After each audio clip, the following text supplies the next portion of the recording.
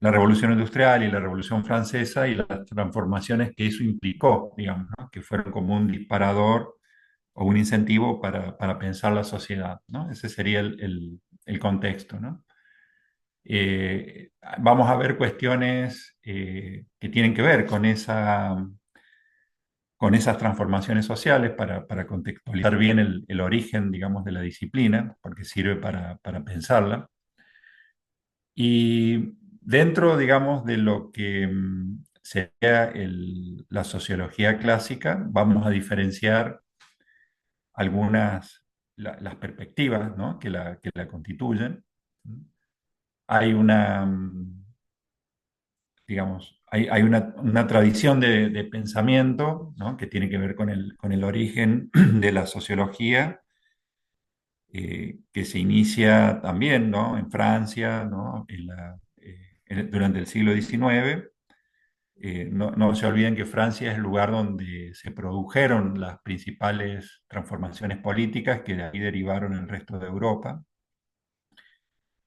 Y bueno, ahí se origina una tradición de pensamiento que va a derivar en la sociología de Durkheim, ¿no? Emile Durkheim, como un sociólogo, digamos, eh, fundamental, ¿no? Que es digamos, que está en la base de una perspectiva, digamos, sociológica completa, ¿no? Que el iniciador había sido Augusto Comte, pero el que, digamos, consolida y termina de configurar más nítidamente es el paradigma, ¿no? Eh, es Emile Durkheim, ¿no? Nos estamos refiriendo hacia un modo muy general, muy genérico a lo que sería el funcionalismo.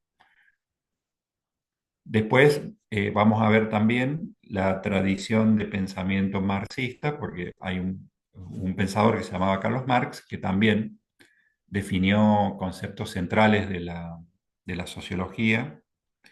También durante el siglo XIX, hacia la segunda mitad del siglo XIX, si bien él ya escribe los textos importantes justo a mediados del siglo XIX, 1848, el Manifiesto Comunista, por darles un ejemplo, y de ahí en más, hasta su muerte en 1800, en la década del 80, hubo importantes trabajos que después se difundieron mucho más y que dieron lugar a una tradición de pensamiento social.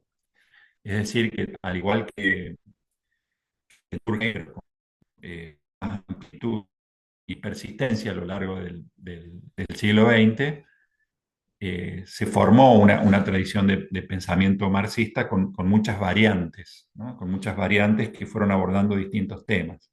Es decir, que hubo, cuando uno dice marxismo, es muy general, ¿no? Porque hay distintas generaciones de pensadores y hay muchos pensadores que fueron importantes. O sea, no solamente Marx, ¿no? De ahí la dificultad. Lo que tiene, digamos, esta tradición es que permite ver muchos temas, ¿no? Desde esa perspectiva. Por ejemplo, la modernidad, que va a ser uno otro de los ejes que tiene la materia, la modernidad. El tema de el capitalismo, ¿no? La formación del mismo, la lógica interna del capitalismo. También permite ver, conceptualizar el mundo del trabajo, el mundo del trabajo, también la corporeidad, pero sobre todo el mundo del trabajo, y la relación que el trabajo tiene con la sociedad, ¿no? Con la conformación de la sociedad, la constitución de la sociedad. Entonces, eso es una categoría muy importante en el marxismo, ¿no? Cómo las relaciones que se dan en el seno, digamos, del mundo ¿no? De la producción y de la economía, inciden en la conformación de la sociedad, y no solamente en sus relaciones, sino también en las imágenes, en las representaciones y en la cultura, ¿no? En un principio, el marxismo estaba más abocado, el marxismo clásico, al estudio de la economía, ¿no? Y cómo la economía conformaba la sociedad. Pero después, bueno, se introdujeron otras nociones y se amplió la perspectiva y se sobrepasó, digamos, el sesgo económico y se trabajó más cuestiones que tienen que ver con el pensamiento, con la cultura, ¿no? Bueno, sí, pero siempre en una visión integral, ¿no? No como esferas totalmente separadas. Y eso tiene que ver también con ver cómo se van transformando las sociedades a partir también de la lógica capitalista, ¿no? Con el tema, hay conceptos muy importantes como mercancía, ¿no? El concepto de alienación, que nosotros vamos a ver. En el caso del funcionalismo que habíamos mencionado como otro paradigma, perdón, en el caso del marxismo, otro componente esencial es la concepción del conflicto, ¿no? Las sociedades están atravesadas por dinámicas de conflicto, los recursos, por diferencias en la apropiación de recursos y por la forma en que se va conformando la sociedad a partir de las contraposiciones, ¿no? Hay también un viejo concepto que venía de la filosofía clásica, y que pasa por la filosofía alemana y que lo va a tomar el marxismo, que es el concepto de dialéctica, ¿no? Eso también lo vamos a explicar. En el otro paradigma que se forma también en el siglo XIX y que tiene un retroceso cuando hablamos de funcionalismo, el énfasis, como en toda la sociológica, está obviamente en pensar cómo construye la sociedad. En esa construcción de la sociedad, lo que hizo un sociólogo como Durkheim fue pensar las formas y los elementos que hacen a la permanencia de la sociedad, a su solución, digamos, o a su transformación, porque la transformación era vista como algo que podía ser inmanejable. Entonces, el foco del pensamiento está en cómo se mantiene unida la sociedad. Entonces, por eso piensa en elementos que constituyen la unión de la sociedad. Símbolos, se refiere cuando habla de de la religión. ¿Eh? Después, cómo la sociedad pesa, digamos, en la conformación de los individuos, como una entidad, digamos, que es externa y coercitiva y que moldea, digamos, y que impone, digamos, las normas y la moralidad a los individuos, ¿no? Entonces, hay factores muy importantes que tienen que ver con la cohesión social, con la integración social, con la regulación social.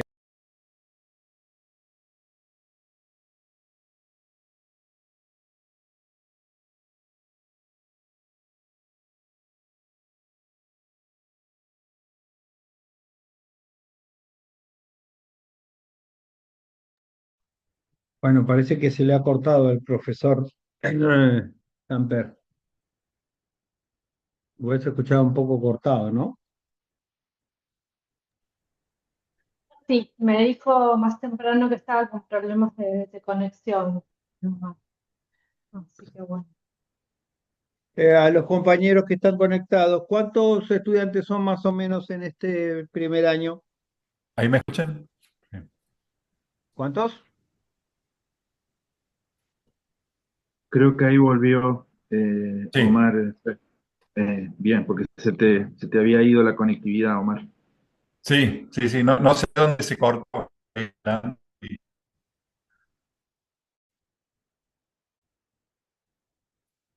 Ahí me escuchan, ¿no? No, estaba hablando de la diferencia entre los modelos, los paradigmas, ¿no? Cuando hablábamos del funcionalismo, el énfasis en la integración, en un autor como Durkheim, ¿no? La regulación social, la integración, todos los elementos que hacen a la cohesión social y a la unidad de la sociedad a partir de símbolos, de representaciones, ¿no? Entonces, en la sociología de Durkheim, durkheimiana. En cambio, el otro paradigma del marxismo tiene otro léxico, otro vocabulario y otro aparataje conceptual que hace pensar las relaciones sociales de otra forma, ¿no? A partir de dinámicas de conflicto y a partir de todo lo que es la diferencia en la apropiación, digamos, de los recursos en el proceso social, ¿no? Eso está muy en el centro, digamos, de la teoría. No sé si se alcanzó a escuchar eso. ¿Me escuchan?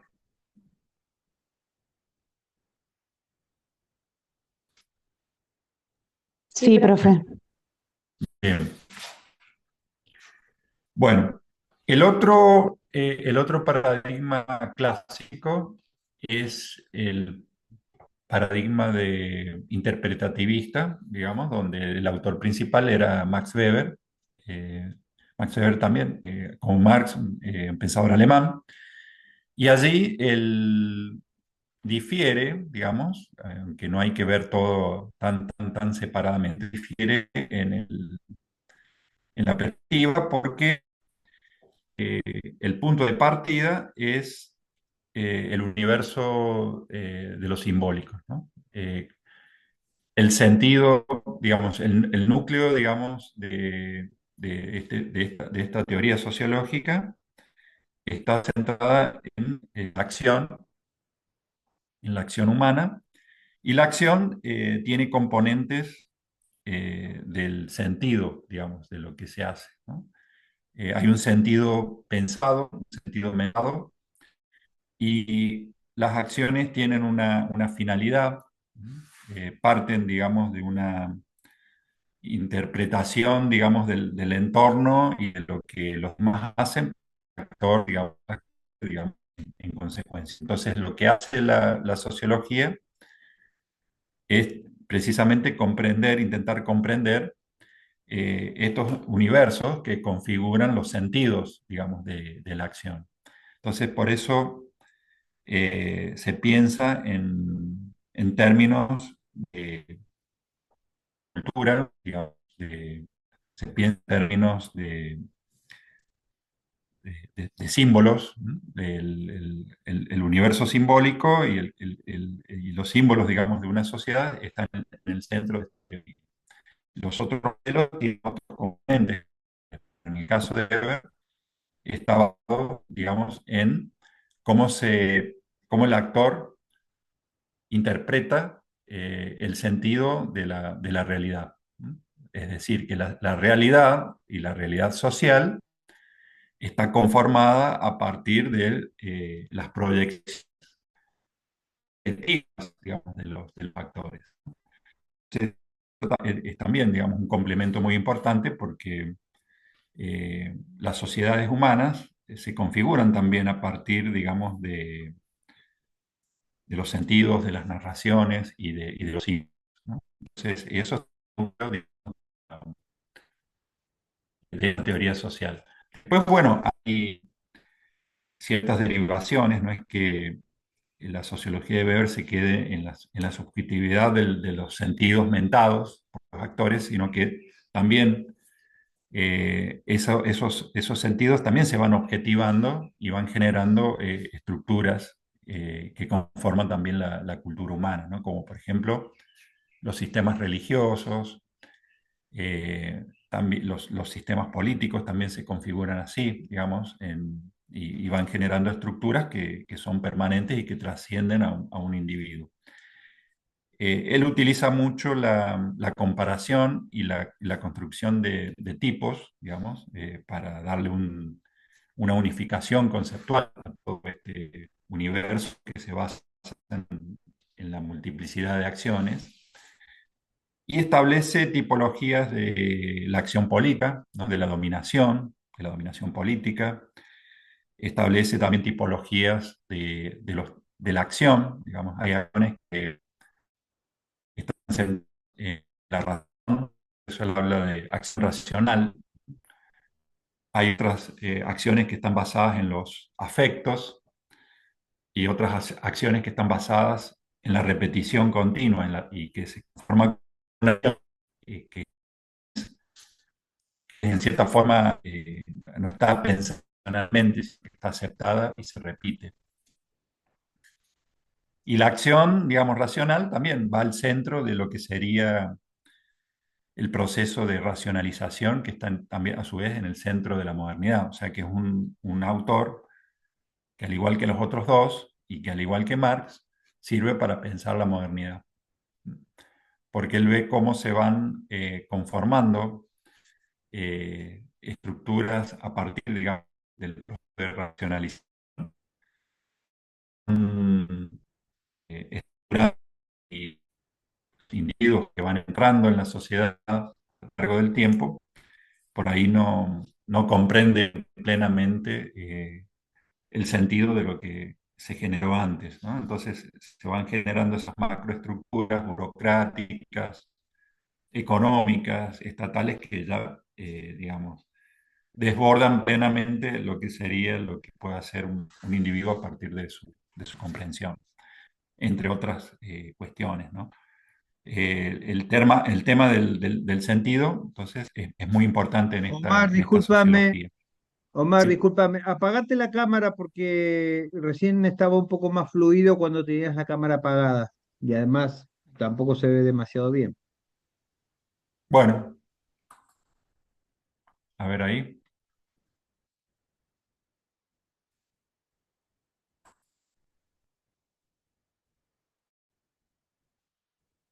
O sea que tengo muy mal la conexión.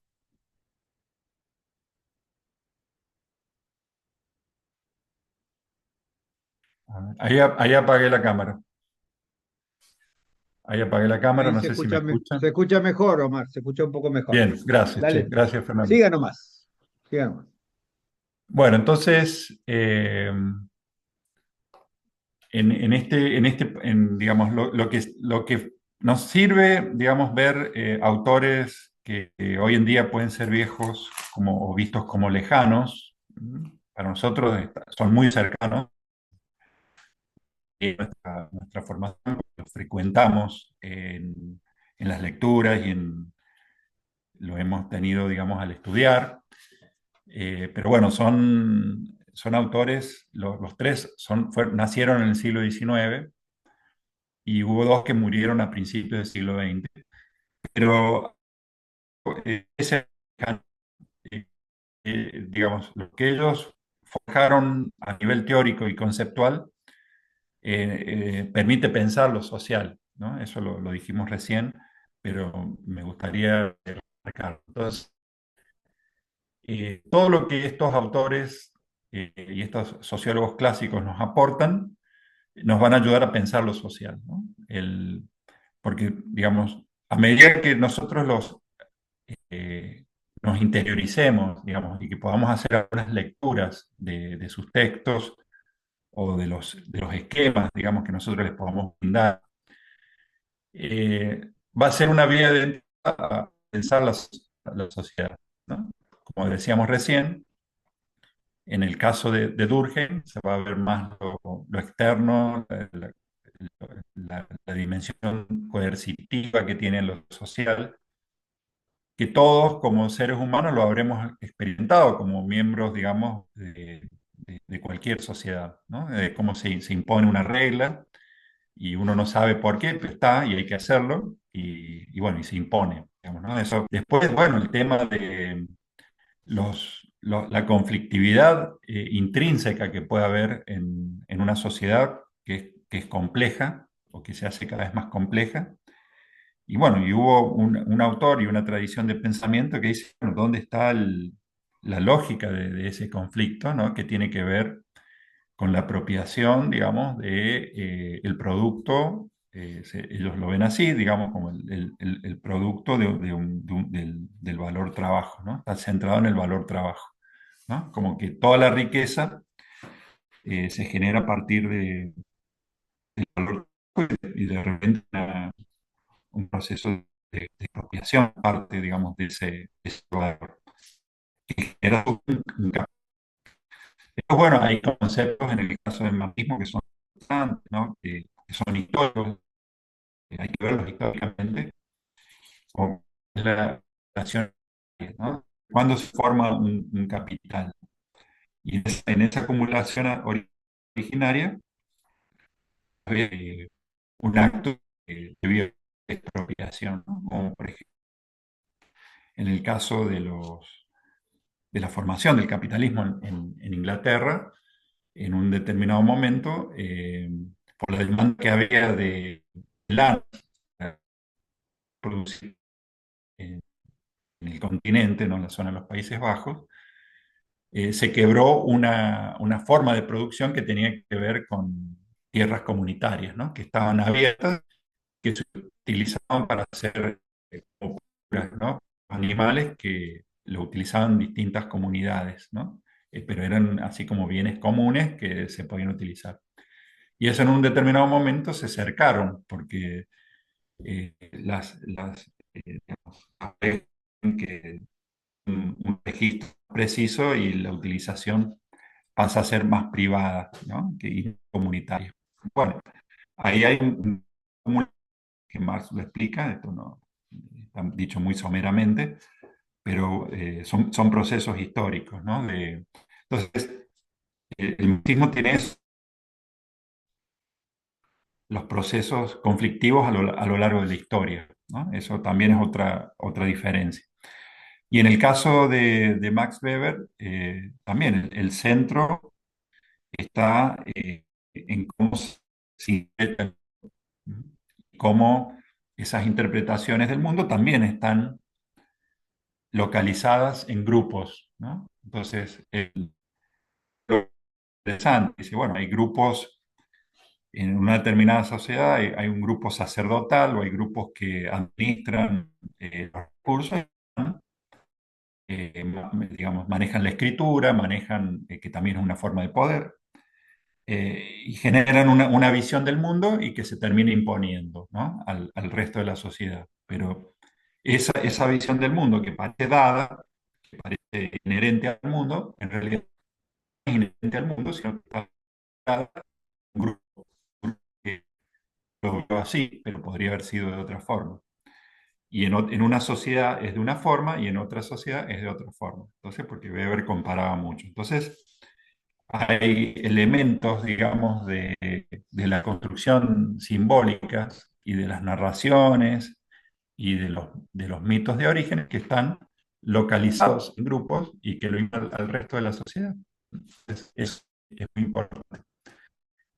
Eh, en el caso de Weber también, como yo les dije recién, que establecía tipologías, ¿no?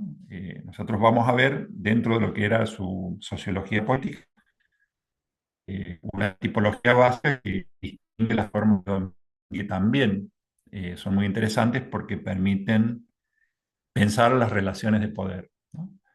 Él habla de un modelo de dominio y de relación política que es el carismático, la dominación carismática,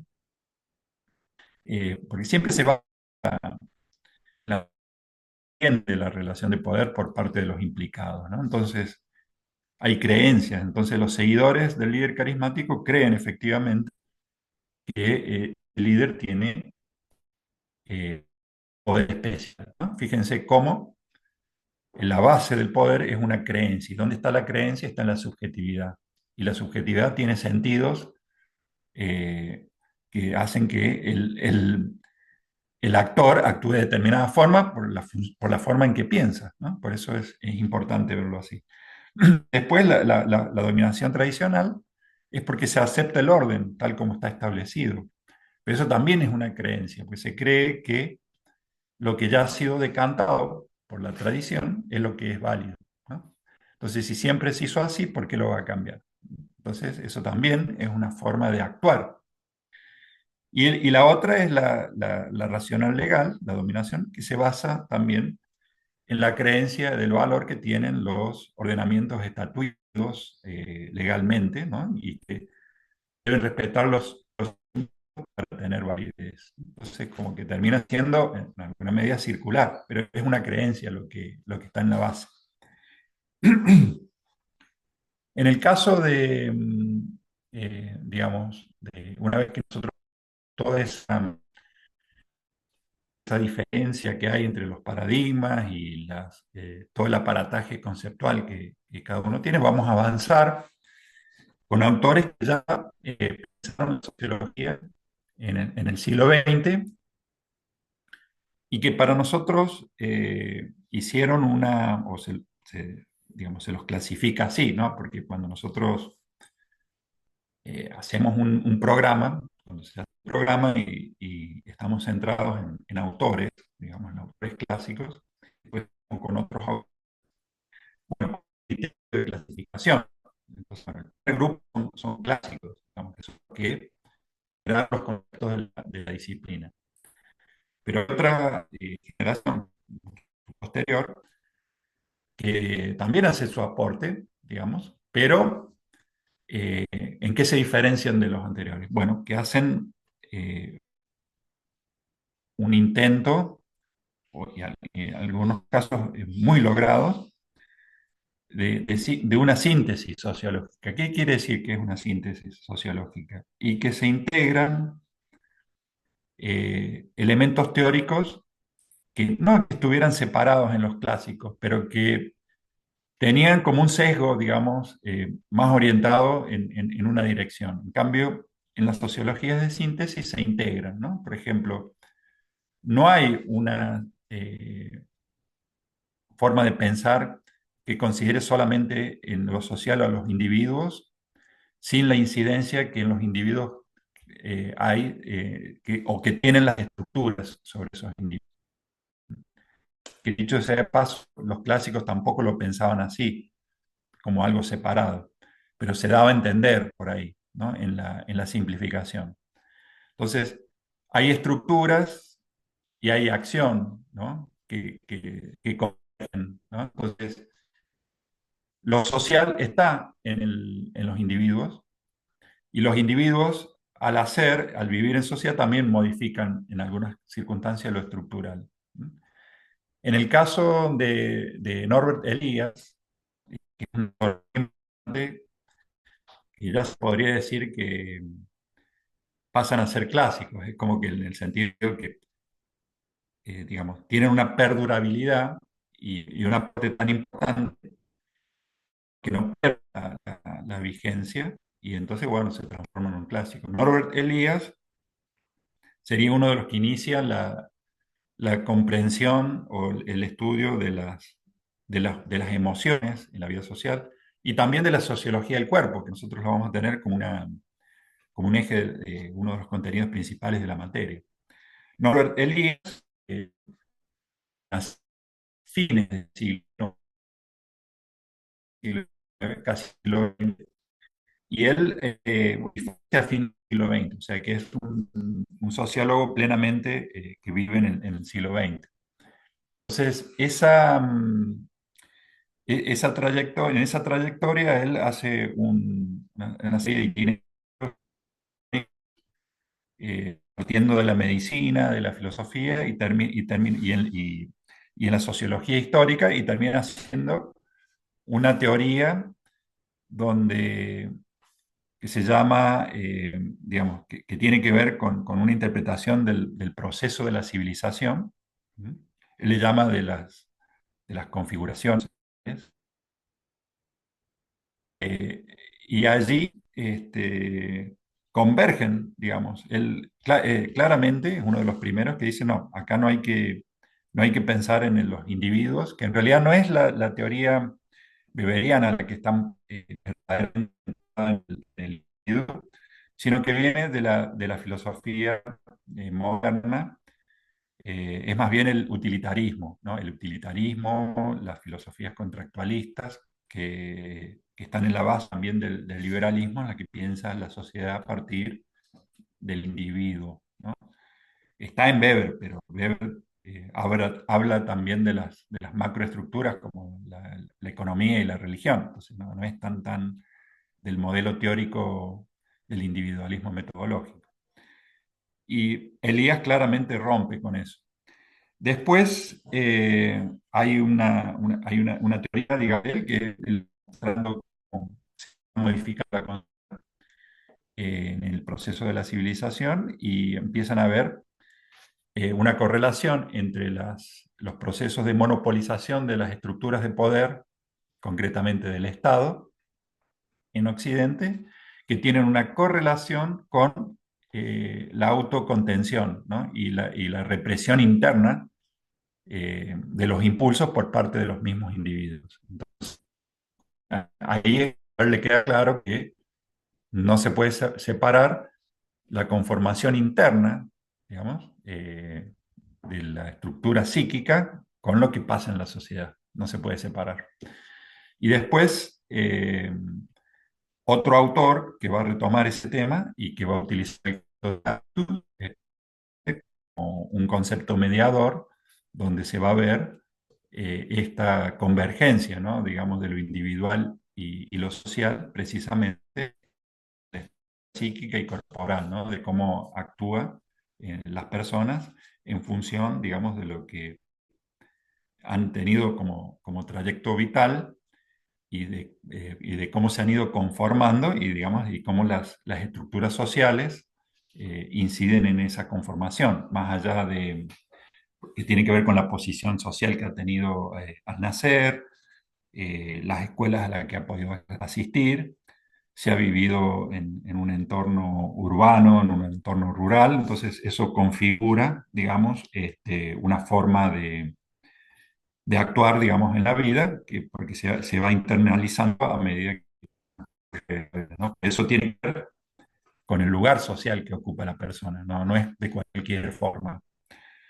Ese sería otro autor, ¿no? El que habla de, no sé si lo mencioné, pero es Bourdieu, el que utiliza el concepto de hábitus y como concepto, vale la redundancia, mediador, ¿no? Después el otro autor, también de síntesis, es Anthony Giddens, este es un sociólogo británico que trabaja también una integración, digamos, una síntesis. Él habla de una teoría de la estructuración, en donde también, ¿no? La convergencia de estructura y agencia, que también es un aspecto teórico muy importante, pero que nosotros los vamos a ver sobre todo porque es una sociología de la modernidad, ¿no? Trabaja el tema de la modernidad. eh, a ver, acá vamos a admitir. Trabaja la modernidad a partir, digamos, de las transformaciones espaciales, el habla del desanclaje, digamos, de la localización y cómo la homogeneización del espacio a partir de la unificación de los espacios políticos y económicos de la modernidad van viendo de relaciones sociales, ¿no? Eso después también, digamos, la conformación de los sistemas expertos, ¿no? Y quiere decir esto, que se van haciendo cada vez más compleja la sociedad y para poder desempeñarse en un lugar y realizar alguna actividad, siempre se va a estar dependiendo de otras estructuras que ya están formadas y que dependemos de eso, como está pasando ahora, ¿no? Que nosotros para poder hacer lo que estamos haciendo ahora dependemos de que haya electricidad, de que haya internet, de que haya todo un soporte tecnológico en las aplicaciones que se están utilizando, etcétera, ¿no? Entonces, eso también es una característica de la modernidad y que él lo aborda teóricamente, ¿no? Ese es otro tema que nosotros vamos a ver. Y después, hay otro autor muy, muy cercano, que por ahí se usa en práctico, pero no sé si lo vamos a usar este año, que es Bauman, Zygmunt Bauman, que también trabaja el tema de la modernidad a partir de la metáfora de lo líquido, ¿no? Ahí esto lo vamos a ver también.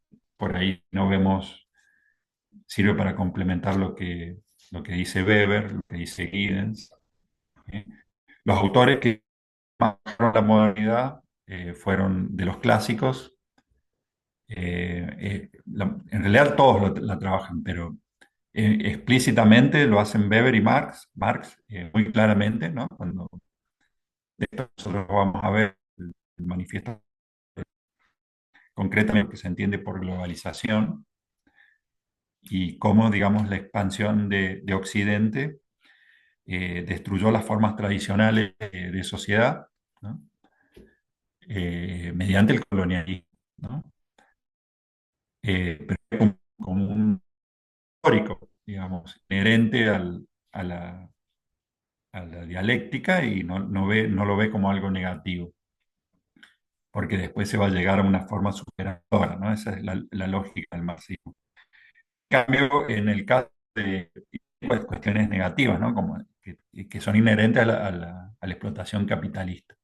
Pero en el caso de Weber es más precisa en relación a que el proceso de racionalización lleva a también utiliza una metáfora que se llama la jaula de hierro. Y porque no se puede manejar, digamos, individualmente todo el conjunto de las estructuras sociales es más compleja. Y en el caso, digamos, de Giddens, ya explícitamente hace una teoría de la modernidad, ¿no? Como diciendo, tiene determinadas características, ¿no? Desde el punto de vista de la información, digamos, del capitalismo, de la industria y de la conformación del espacio. Lo mismo que Bauman. Bauman también es un teórico de la modernidad. Así que con eso yo creo que eh, más allá, digamos, como dice la modernidad, por ahí piensa en cuestiones como la revolución industrial, pero no, no solamente eso, sino que tiene que ver con la conformación del mundo actual, ¿no? De cómo se diluyen permanentemente las relaciones que están estructuradas en comunidades, digamos, en distintos tipos de sociedad, los tipos de vínculos, ¿no? Toda esta cuestión que se vive, ¿no? En la sociedad actual, digamos, en el sentido que tienen individuos más aislados o menos aislados, ¿no? Que son cuestiones que estos autores van a ayudar a pensar. No sé, Hugo, si querés seguir con lo de sociología del cuerpo, porque eso ya tiene que ver con el tema de los prácticos, de cómo lo van a encarar.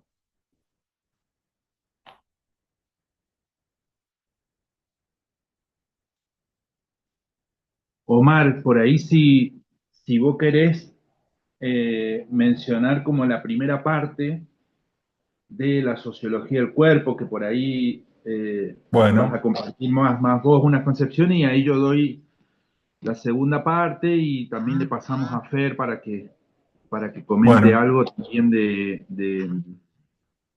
lo de los trabajos prácticos, la modalidad, más o menos cómo los pensamos, cómo se trabaja y con quiénes también van a estar siendo acompañados y acompañadas. Breve, Omar, sí, así no, ahí. bueno, sí, perdón. Claro, la sociología del cuerpo es un área de estudio muy importante y que ha cobrado cada vez más relevancia en los estudios sociológicos, sobre todo, hace rato mencionamos, ¿no? Eh, a partir de la sociología de Elías, que es una cuestión muy importante, pero también, digamos, de la tradición sociológica, porque también se pueden encontrar cuestiones en el marxismo, también se pueden encontrar en, bueno, en el mismo Foucault, digamos, todas las cuestiones, digamos, que tienen que ver con las formas disciplinarias, las formas también ligadas a lo que es la comprensión del trabajo, ¿no? Como una primera aproximación. Pero también desde el punto de vista de los símbolos, también se puede abordar, ¿no? Entonces, el, el- el cuerpo también es un vector, digamos, de representaciones sociales, es un vector, digamos, que tiene que ver con se relaciona con la forma de inserción y de presentación y de una persona en su sociedad. Y, y eso también, digamos, está ligado a la corporeidad, ¿no? De cómo se, se trabaja y se usa el cuerpo, ¿no? No solamente como un elemento para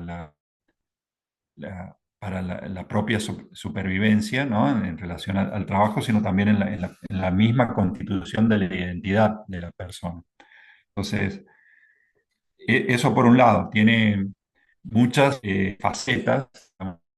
Este tipo de estudios, que uno digamos, va a ir encontrando que también tiene como una arraigante en el pensamiento sociológico anterior en muchos casos. Eh, eh, eh, la importancia que tiene es por las características de la carrera que estamos dando esta materia, ¿no? Nosotros decidimos eh, trabajar la sociología del cuerpo, primero porque hay material muy importante generado, digamos, en la sociología, como dije recién, pero también sirve pensar, para pensar el cuerpo, digamos, que está en el centro también, digamos, de uno de los objetivos principales que tiene la carrera, ¿no? Que tiene que ver con, se trabaja, digamos, corporeidad, se trabaja con la rehabilitación, se trabaja con la recuperación. Entonces, hay facetas, digamos, que tienen que ver con la edad explícitas en la sociedad y no siempre se toma conciencia. Y la reflexión sociológica con los datos conceptuales, nosotros podemos llegar a trabajar a partir desde los clásicos a los de sociología del cuerpo, probablemente, y ese es nuestro objetivo, ayuden a comprender mejor, digamos, el objeto con lo que se va a trabajar, digamos, ¿no? O el tipo de relación con la que se va a trabajar. Digamos, de, de dar estos contenidos, ¿no? Por otro lado, eh, no tener que pensar en un cuerpo universal, en el sentido de que es el cuerpo humano para siempre en todas las épocas y desde que como que lo generó la evolución, ¿no? Hay modificaciones en cómo se concibe, en cómo se siente, de las edades, en función del género, en función de las sociedades ha, eh, donde se ha constituido el individuo, ¿no? Porque el individuo es legítimo. Entonces, de acuerdo sea esta sociedad, vamos a tener distintas formas de entender la corporeidad. De hecho, nuestra idea por ahí también tiene un sentido muy individual. Eh, Nuestras sociedades desde hace mucho tiempo vienen en un proceso de individuación, ¿no? Todas las sociedades occidentales lo han hecho así. Pero sociedades eh, con una estructura más comunitaria, obviamente tenían otra percepción del cuerpo, ¿no? Y otra percepción del cuerpo por ahí hace que el dolor sea distinto y que la enfermedad sea distinta. Entonces, bueno, la sociología del cuerpo también entra en la cuestión de cómo se vive la enfermedad, cómo se vive la recuperación, cómo se vive incluso la muerte, porque dentro de también hay una sociología, así como hay una historia, una sociología de la muerte, el cuerpo también está relacionado con esas teorías, ¿no? Porque no siempre se muere igual, ¿no? Entonces, y hay formas de entender la muerte en las distintas sociedades. Entonces, ese sería, como decir, bueno, ¿cómo termina el cuerpo? ¿No? Eso también se puede pensar. No sé si querés ahora agregar. eh, Sí, perfecto, Omar. Bueno, muchas gracias. Sí, yo digo, es interesante lo que van a ver también respecto a la sociología, porque el equipo es un equipo como también interdisciplinario. Yo digo que eso ha permitido que podamos ir pensando el contenido que compartimos desde la materia, también desde varios enfoques, desde varias miradas. Omar les comentaba un poco de la sociología. Bueno, hay una sociología, los autores, los clásicos, la consolidación del campo, bueno, sus autores de referencias, y después también una mirada como más específica que tiene que ver un poco con su temática, con su campo disciplinar, ¿no? Que tiene que ver con la psicomotricidad. Entonces, nosotros podemos decir que todo es social y poder problematizar desde las referencias teóricas del campo de la sociología, pero por ahí a veces les quedan muy lejanos los autores, o a veces les queda como que no le queda como decir, bueno, pero ¿cómo puedo implementar la mirada sociológica en mi campo, en mi experiencia, en mis prácticas, en mi ejercicio como psicomotricista, ¿no? Entonces, bueno, ahí es donde trajimos un poco la sociología del cuerpo a modo de ejemplo de cómo, bueno, se puede pensar un cuerpo desde una mirada sociológica, ¿no? Entonces, un poco lo que les decía Omar, bueno, ¿qué pasa con la discapacidad? Por ejemplo, ¿no? ¿Cuál sería una mirada sociológica del cuerpo, ¿no? En situación de discapacidad? Traíamos, bueno, pensábamos también incorporar para este año algunos conceptos como el de geopolítica. Bueno, las corporalidades son en todos los lugares iguales, ¿no? ¿Qué pasa con el cuerpo universal? ¿Cómo se construyen estereotipos o formas de habitar el cuerpo, ¿no? Y cómo a veces eso se construye socialmente como un mandato. ¿Qué pasa con esos cuerpos que no entran, ¿no? Dentro de esos mandatos de corporalidad? Entonces, un poco lo que decía Omar, bueno, ¿cómo se genera esa tensión entre el cuerpo universal, ¿no? Y entre el cuerpo situado, ¿no? O pensamos, bueno, ¿qué pasa en los diferentes comunidades, territorios, con las formas de vivir la corporalidad, ¿no? Es lo mismo. Yo digo, cuando o me encuentro, ya sea los diferentes campos de aplicación que puedan tener ustedes, ¿no? En su profesión. Bueno, pero ¿cómo leo lo que está pasando en ese cuerpo? ¿No? ¿Qué otras historias hay detrás?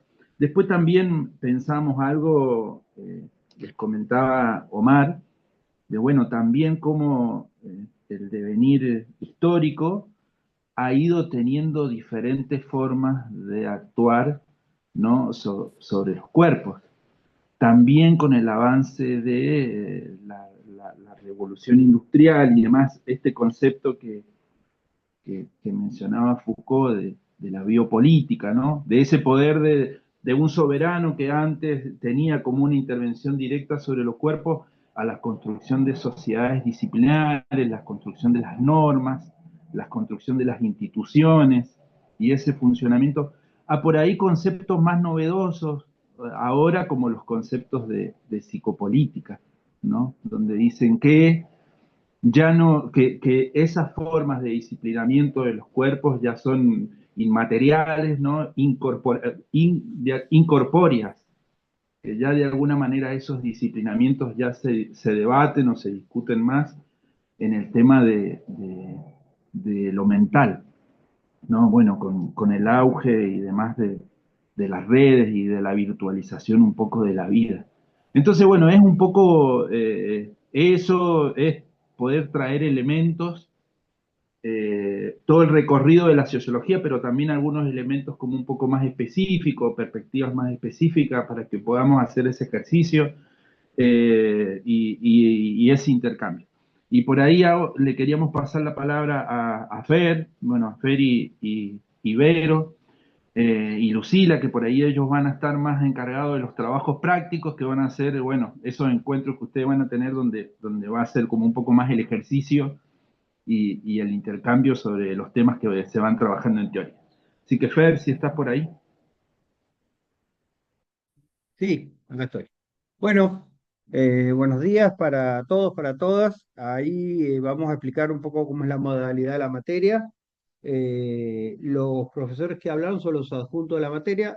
Recientemente, el doctor Hugo Morales, que es profesor adjunto de la materia, que es psicólogo, y el profesor Omar Samper, también próximo a doctorarse, que es su especialidad es la historia, pero bueno, tiene mucho recorrido en sociología.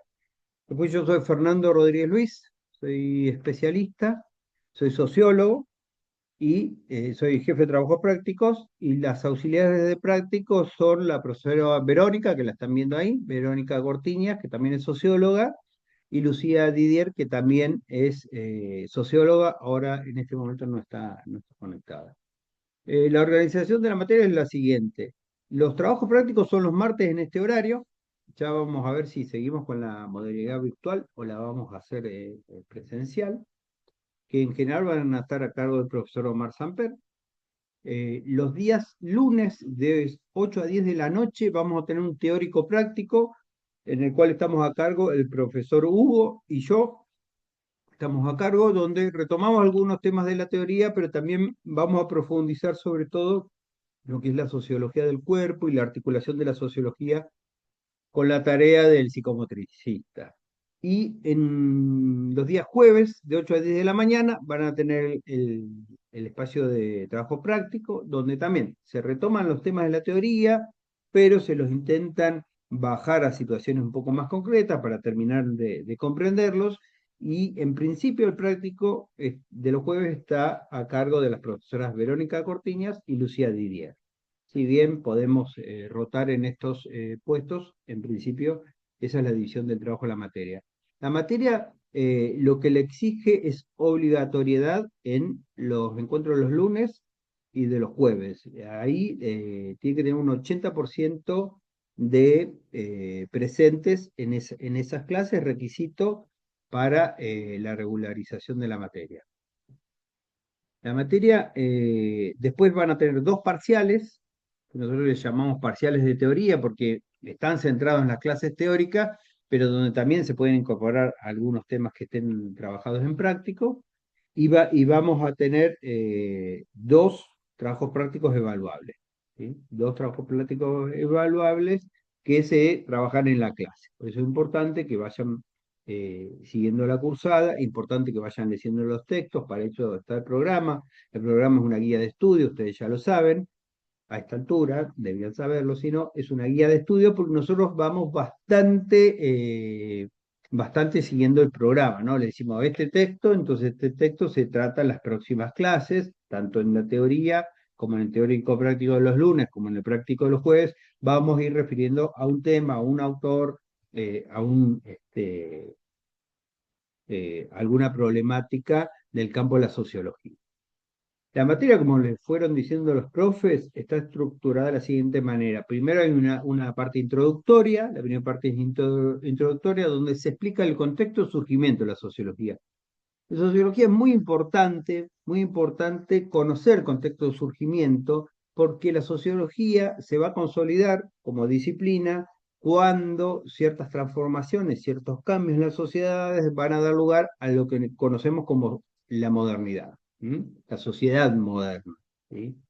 Que en términos históricos no es moderna, sino es la era contemporánea, pero para nosotros, en el campo de las ciencias sociales, se habla de la sociedad moderna, o también casi como sinónimo, no es exactamente un sinónimo, como la sociedad capitalista.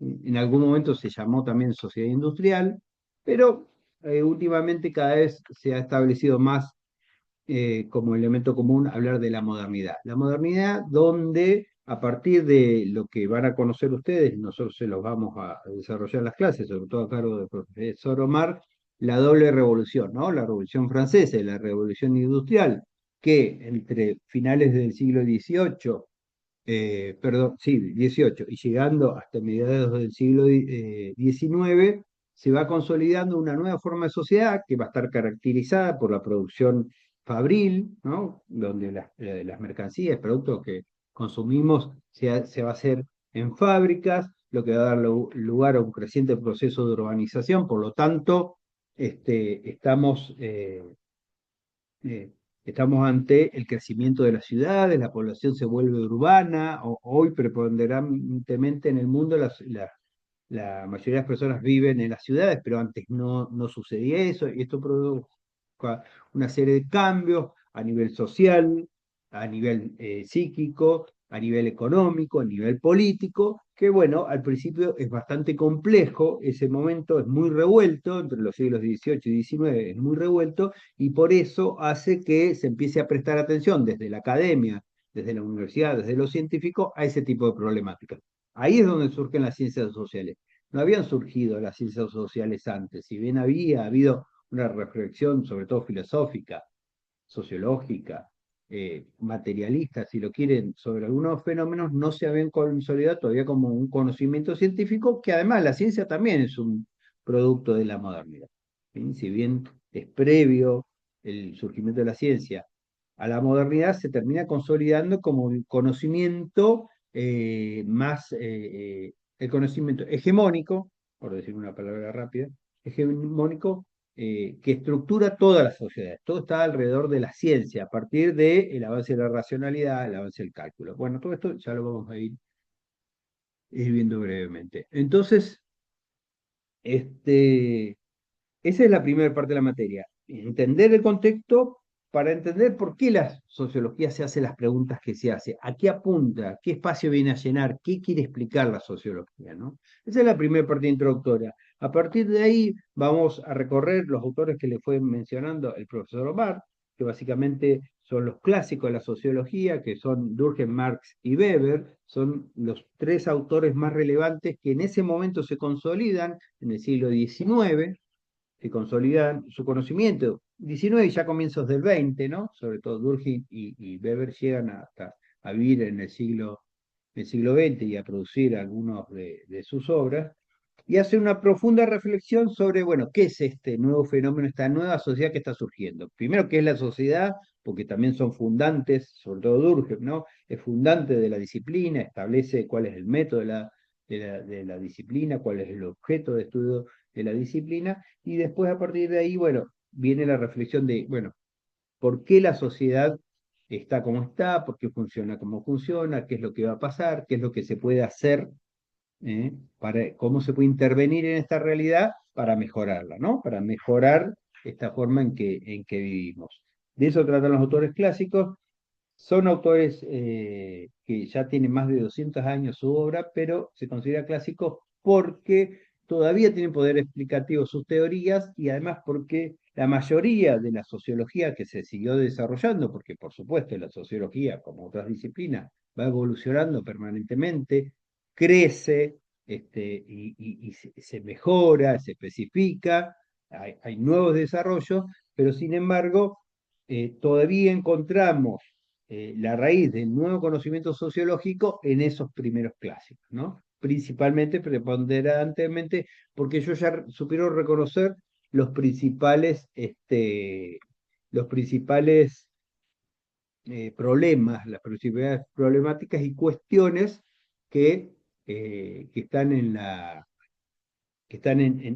la base, ¿no? De este problema que es la sociedad, este problema, este fenómeno que es la sociedad. Por eso se vuelve esos autores, ¿no? Está en la base. Muchos autores modernos, cuando uno los lee y si tiene conocimiento, dice, pero esto ya se lo había planteado Durkheim, esto ya lo había planteado Marx, esto ya lo había planteado Weber. Y la sociología tiene como característica que es una ciencia multiparadigmática. ¿Qué quiere decir? No hay un solo paradigma, no hay un solo principio explicativo en el cual se base toda la teoría sociológica. Por el contrario, esto lo marcó también el profesor Omar, hay distintas perspectivas. Durkheim piensa una cuestión, tiene una opinión sobre la sociedad, y Marx tiene otra, totalmente contrario. Son autores contrapuestos. A uno se le llama la teoría del orden y la otra la teoría del conflicto, que son términos, son conceptos que se contraponen. Lo ordenado justamente no es lo conflictivo, y lo conflictivo no es lo ordenado. Entonces nosotros vamos a ver los dos autores. Después, en general, ¿qué hacemos los sociólogos en el día a día? Y utilizamos un poco de cada autor, porque hay autores que tienen mayor poder explicativo en relación algunos fenómenos que se dan en la sociedad, y a veces otros fenómenos tienen más poder, son mejor explicados por otros autores. Por eso la sociología es una ciencia multiparadigmática. Y tiene esto, por lo opuesto, la teoría del orden, la teoría del conflicto, las teorías más subjetivistas y las más objetivistas, o sea, aquellas teorías, aquellos autores que piensan que la sociedad directamente, prácticamente condiciona todos los aspectos de nuestras vidas, y otros autores que no, que creen que a veces en el análisis un poco más puntual de ciertas características individuales pueden estar la explicación de por qué funciona como funciona la sociedad. Y también los sociólogos en la práctica usamos un poco esto, las teorías más generalistas o más particularistas o más objetivistas o más subjetivistas, ¿no? Ahí les vamos a contestar las preguntas que están haciendo en el chat, cuáles son las condiciones esto de la promoción.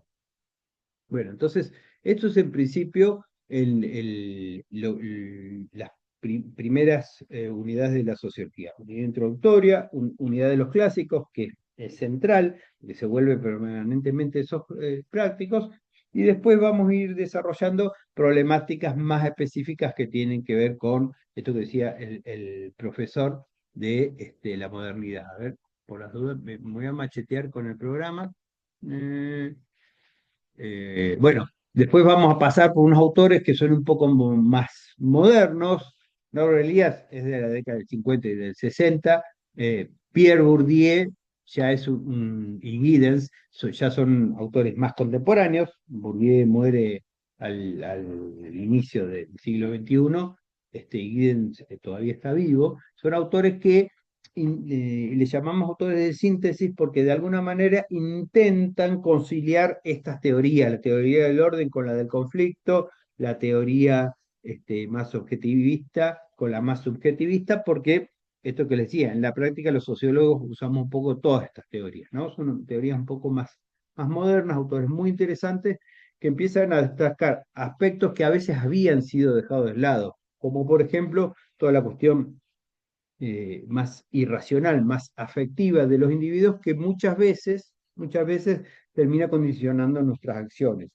No todo la sociedad se puede explicar por condiciones estructurales, por ejemplo, por a qué clase social uno pertenece o qué ingreso uno tiene. No siempre eso explica por qué vota como vota, sino a veces entran a jugar cuestiones más afectivas, cuestiones que tienen que ver de cómo uno ha transitado su vida en relación a ciertas instituciones, o sea, a qué escuela cómo fue, qué le sucedió en su vida. O sea, estos autores empiezan a estar cada vez más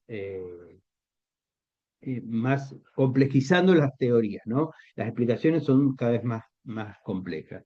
Después continuamos con temas más específicos que emergen de esto, como decíamos, el problema de la modernidad, el problema de qué empieza a pasar con la hipermodernidad o con la modernidad tardía, cuando estamos en esta época de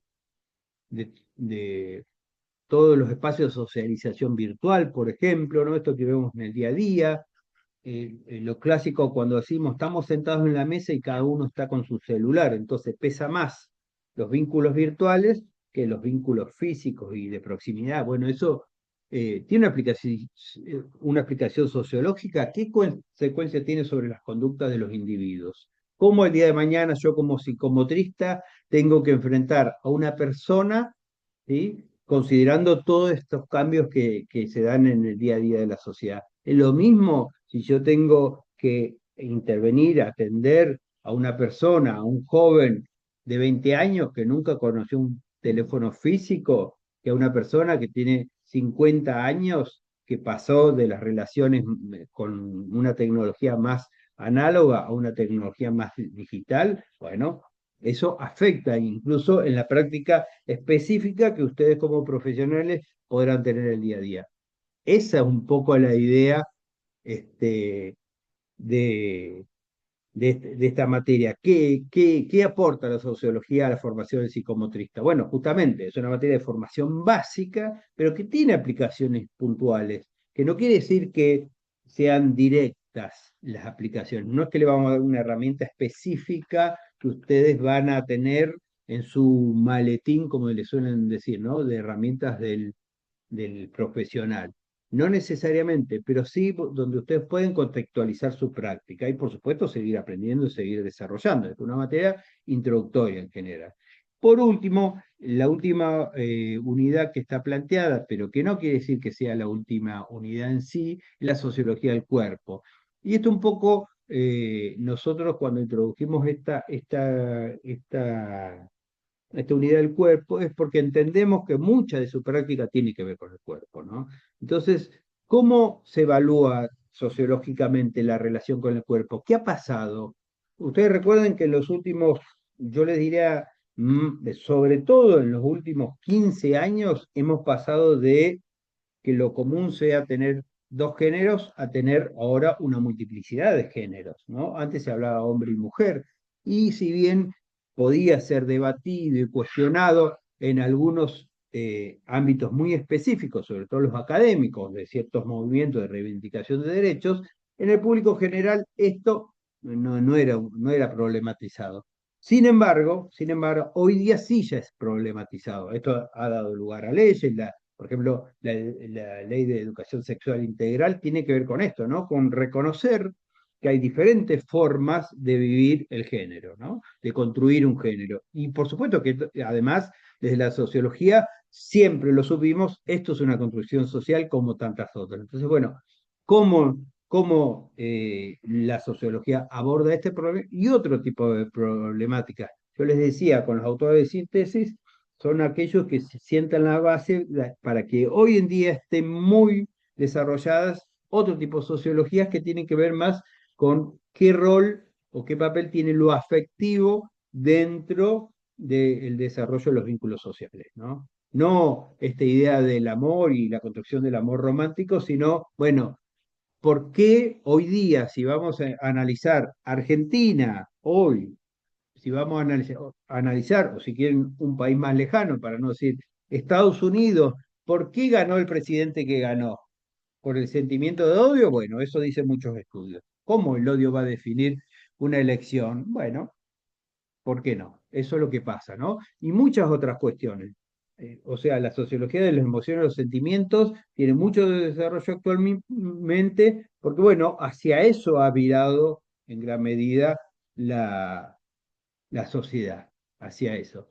Por supuesto es algo mucho más complejo, tiene que ver con cambios que se han producido, que los hemos venido siguiendo desde la caída del muro de Berlín en el año 1989, cuando algunos de ustedes ni habían nacido, pero bueno, que nos afectan hoy día, ¿no? En nuestro día a día. Aunque no lo creamos, todas estas cuestiones nos afectan en el día a día, no solo como ustedes futuros psicomotricistas, sino como actuales estudiantes de la Universidad de San Luis, ¿no? Porque también la materia, como todas las materias que tiene la universidad, no solo tienen el sentido de formarlos específicamente para que sean profesionales, sino que también es una formación para formarlos como personas. Esos son uno de los objetivos de la universidad, más de la universidad pública, ¿no? Formar ciudadanos, formar personas que tengan la capacidad de analizar, comprender y eventualmente después tomar decisiones en función de su realidad cotidiana. En relación a lo que están preguntando, nosotros tenemos una fanpage que se la vamos a difundir a través de del grupo de WhatsApp de primer año al que tenemos acceso los profesores. Nosotros se lo vamos a pasar ahí para que después lo difundan en sus canales. Es una fanpage de Facebook, un aula virtual, donde nosotros subimos todo el material, lo digitalizamos y lo subimos, ¿sí? Es muy importante que ustedes estén conectados al aula virtual porque también vamos a tener algunas evaluaciones por el aula virtual. Entonces es muy importante que ustedes la visiten, esa aula virtual.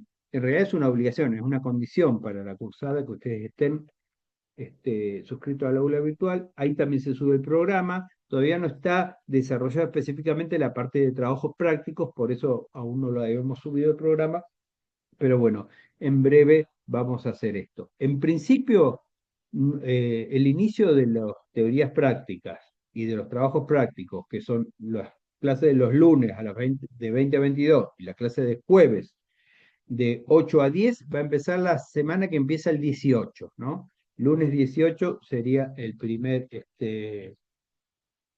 la primera clase teórica práctica de 20 a 22 y el jueves 21 sería el primer encuentro de trabajos prácticos. Eso es lo que está programado ahora. Mientras tanto, ustedes vayan entrando a partir que le hagamos llegar en la fanpage de Facebook, que es una forma bastante ágil que nosotros encontramos para comunicarnos, y también en el aula virtual, que ahí también se les va a estar planteando el contacto y cómo suscribirse. Y también estamos en el box 63 del segundo piso del cuarto bloque. ¿Sí? En principio, no, tenemos una sola comisión. ¿Sí? No son tantos, así que nos vamos a manejar en un solo grupo. ¿Sí? Esto igual siempre lo hacemos trabajar en grupo dentro del aula, no, Fer, muchas veces se les piden trabajos grupales, con debate, bueno, esa es la dinámica que nosotros les proponemos. Se nos está por terminar ya el horario de clase. ¿Alguna consulta? y Pueden yo interrumpir solo, mientras se Fer, desarrolla la otra. Usted solo, no, profesor, los solo- estudiantes. Dele la palabra no, a los no, estudiantes. pero solo agregar que va a ser un cuatrimestre un poco complejo, porque, bueno, sabrán que nosotros los profesores somos trabajadores y trabajadoras. Hay un contexto de complejidad, de financiamiento de la universidad, de congelamiento salarial y un montón de cosas, que va a hacer que ustedes estén atentos y atentas a la cartelera, por los paros, bueno, por lo que va a ir sucediendo y a veces, bueno, también en la cátedra por ahí puede haber algunos profes que adhieran, otros que no, entonces que estén atentos a eso. Eso es para todas las cátedras, ¿no? Para que ustedes puedan ir viendo que este cuatrimestre por ahí van a haber algunos paros y que hay muchos profes que adhieren, así que eso, para que se les va a estar informando igual, pero para que ustedes sepan un poco el contexto que se viene, ¿no? En este segundo cuatrimestre. Sí, bueno, es muy fuerte esta cuestión. Realmente tenemos, para que se den idea, a profesores que realmente no llegan a fin de mes. No es un decir, profesores que están manejando Uber, así que por ahí algún profesor lo lleve, no digo nosotros específicamente, pero lo lleve en Uber, así que de paso pueden hacer consulta. Eh, Así que, porque realmente no porque les encante ganar plata, sino porque no pueden pagar las cuentas para llegar a fin de mes, cargos que se están dejando, porque los profesores van a ganar más haciendo otra cosa después de años de formación, o sea, es muy, muy grave el contexto en el que está la universidad. Por eso, bueno, como trabajadores tenemos que tomar estas medidas que a veces no son las mejores ni las más populares, pero es una de las medidas que tenemos para llevar adelante el reclamo de que por lo menos nos recomponga lo que se perdió con el ajuste tan alto inflacionario que se hizo al inicio de este gobierno, ¿no? Porque ahí fue donde perdimos muchísimo los docentes universitarios y prácticamente no nos ha aumentado nada, ni siquiera la inflación esa de mentirita que publican todos los meses. Pero sobre todo la gran baja de nuestro salario fue cuando fue la inflación al comienzo de este gobierno. Pero bueno, así estamos. No, el trabajo práctico solo jueves 8 a 10. No hay horario por la tarde. ¿Mm? Y el de los lunes es de 20 a 22. Esos son los horarios que ha pasado a la facultad. Este, bueno, escasez de aulas es lo que nos argumentan a nosotros y otras cuestiones, si no, nosotros alguna vez en otras materias hemos armado dos prácticos, pero bueno, eso es lo que nos ha pasado. Cualquier cuestión la tienen que plantear en el lugar que corresponde, que es el área académica. Bueno, si no tiene otra pregunta, a mí me gustaría liberarlos.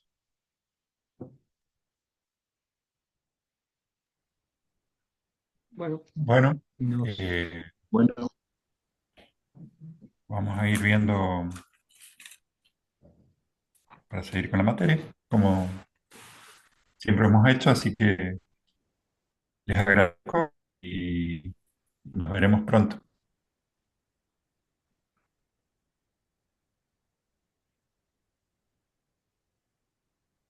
Muchísimas gracias, profe, y bueno, que tengan lindo día. Y nos vemos. Para los que Bueno, están preguntando que tienen también. cuestiones laborales, tienen que presentar certificación. Bueno, y ahí se verá, pero si no pueden asistir, no van a poder promocionar la materia. Van a tener que, este, al final, bueno, eso lo vamos a ir viendo caso por caso, pero empiecen presentando algún tipo de justificativo, acérquense a hablar o planteenlo por Facebook la situación particular de cada uno. ¿Sí? Y vamos a ver cómo la podemos contemplar. Bueno, nos estamos viendo. Hasta luego. Bueno, que anden bien. Hasta luego. Hasta luego. Muchas gracias.